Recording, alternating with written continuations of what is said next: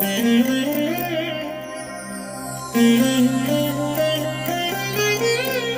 దినం పరము నుండి దిగివచ్చు మాట. ఇది నీ జీవితానికి వెలుగుల బాట. నీ ఒడిలో ఉంచబడిన దీవెనల మూట, అద్భుతాల ఆనంద ఊట. జూన్ 8. సంవత్సరమంతా మీరు బైబిల్ చదివి ముగించడానికి ఈరోజు మీరు చదవలసిన లేఖన భాగము ఉదయం 2వ దినవృత్తాంతములు 30-31 అధ్యాయములు, సాయంత్రం యోహాను సువార్త 18వ అధ్యాయము 1 నుండి 18వ వచనం వరకు. ప్రియమైన దేవుని బిడ్డలారా, ఈ ఉదయకాల సమయంలో పరలోకపు దేవుని మంచు మీ మీద బలముగా కుమ్మరించబడునుగాక.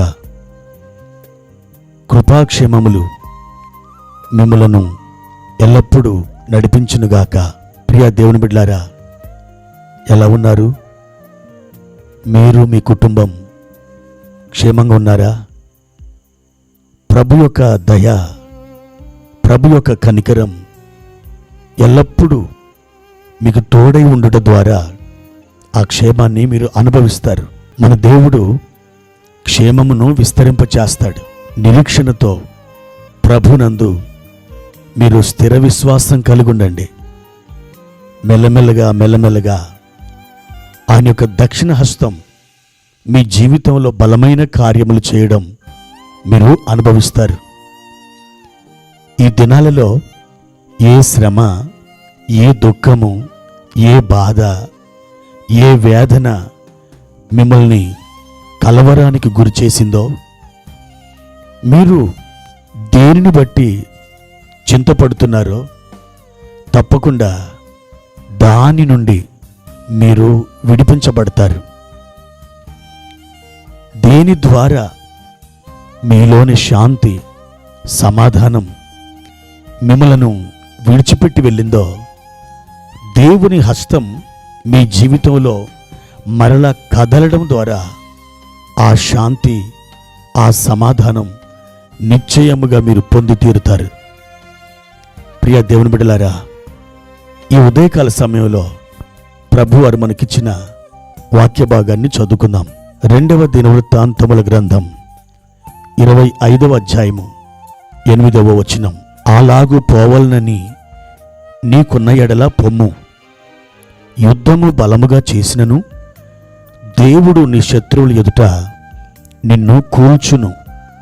నిలవబెట్టుటయు పడవేయుటయు దేవుని వశమే గదా. ప్రియులారా, ఎప్పుడైనా ఈ వాక్య భాగాన్ని గురించి మీరు ఆలోచన చేశారా? యూదా రాజైన అమజ్యా ఎదోమీయుల మీదికి యుద్ధానికి వెళుతున్నాడు.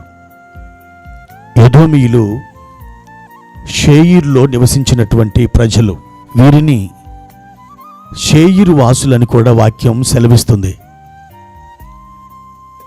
ఈ అమజ్యా 3 లక్షల సైన్యం తాను కలిగి ఉండగా, నేను షేయిరు దేశం మీదకి యుద్ధానికి వెళ్తున్నాను, గెలుస్తానో లేకపోతే నేను ఓడిపోతానో అనే ఒక సందేహంతో ఇశ్రాయేలీలలోని 1,00,000 మంది సైనికులని 200 మనుగుల వెండికి వారిని కుదుర్చుకొని మొత్తం 4 లక్షల సైన్యముతో ఆ షేయిరు దేశం మీదకి యుద్ధానికి అతడు సిద్ధపడుతున్నాడు.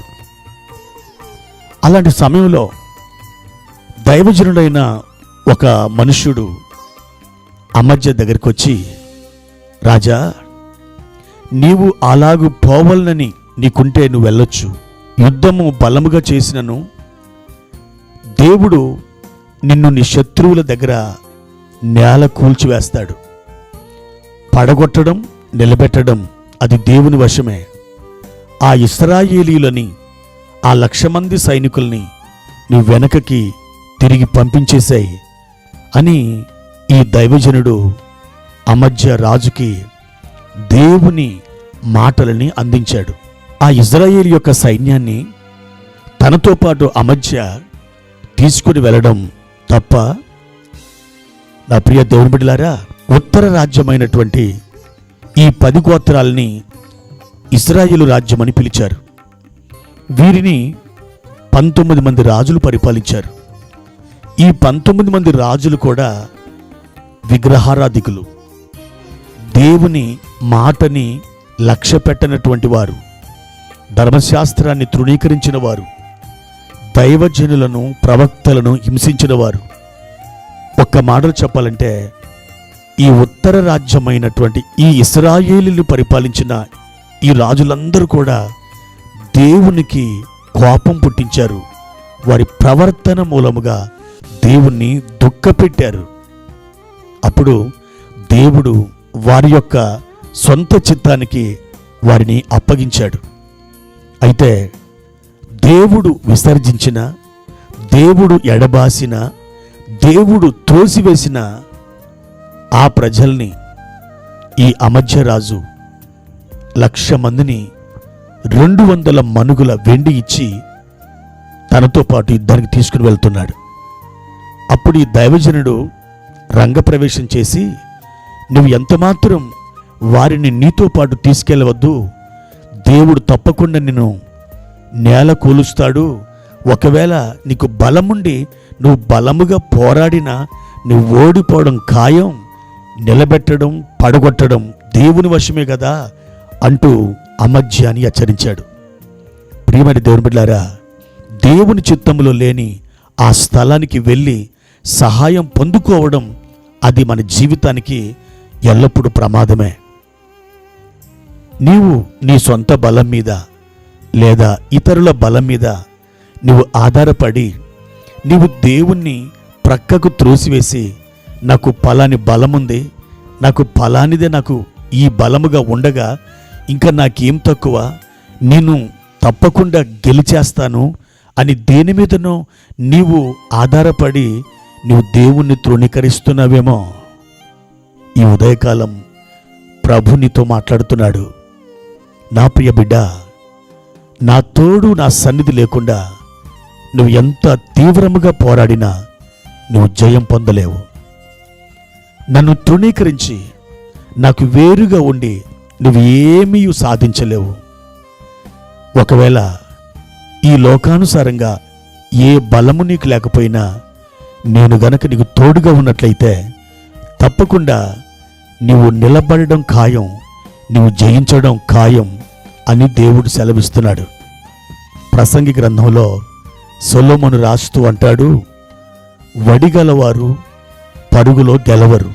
వాస్తవానికి బాగా పరిగెత్తగలిగిన వారే ఆ పరుగు పందెంలో గెలుస్తారు. కానీ మరి లేఖనం ఎందుకు ఇలా చెప్తుంది? వడిగలవారు పరుగులో గెలవరంట. అంటే తమ సొంత బలం, సొంత శక్తి మీద ఆధారపడి ఒకవేళ ఆ పోరాటంలో మీరు ముందుకు సాగితే మీరు అపజయం పాలవుతారు అంటున్నాడు. ఒకవేళ మీకు ఏ బలం లేకపోయినా నా మీద ఆధారపడి మీరు అడుగులు ముందుకేస్తే మీరు గెలవడం నిశ్చయం అని చెబుతున్నాడు. కాబట్టి డబ్బు మీదనో, బంధు బలగాల మీదనో, లేకపోతే అధికారం మీదనో, లేకపోతే మీకు తెలిసిన ఆ పలుకుబడి కలిగినటువంటి వారి మీదనో మీరు ఆధారపడుతున్నారేమో. ప్రియ దేవుని బిడ్డలారా, వారు సహాయం చేయడానికి, నిన్ను అందలం ఎక్కించడానికి వారు సృష్టికర్త అయిన దేవుడు కారు. దేవుడు మాత్రమే నిన్ను నిజముగా ఆశీర్వదించి ఆత్మ సంబంధమైన దీవెనలతో నింపగలిగిన సమర్థుడై ఉన్నాడు. ఆయన మీద నువ్వు ఆనుకో.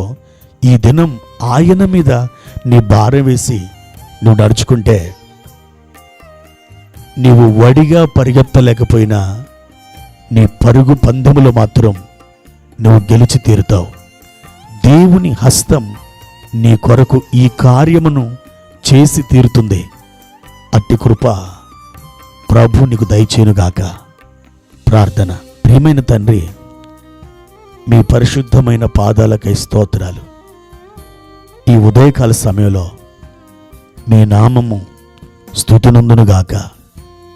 మా ప్రియ తండ్రి, ఒక్కసారి మా ప్రియులను కనికరించండి. నీ కృపా హస్తాలకి వారిని అప్పగిస్తున్నాను.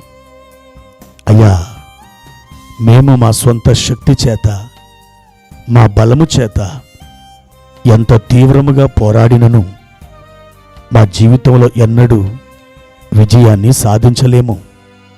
మా ప్రియ తండ్రి, మీపైనే మేము ఆనుకుంటున్నాం, ఆధారపడుతున్నాం. మీరు సహాయం చేయండి. మీ ఘనమైన నామానికి మహిమ ఘనతలు తెచ్చుకొనండి. ప్రభువా, మా ప్రియులను లేవనెత్తి బలపరిచి స్థిరపరిచి వర్ధిల చేయమని యేసు నామములో అడిగి వేడుకుంటున్నాము తండ్రి. ఆమెన్.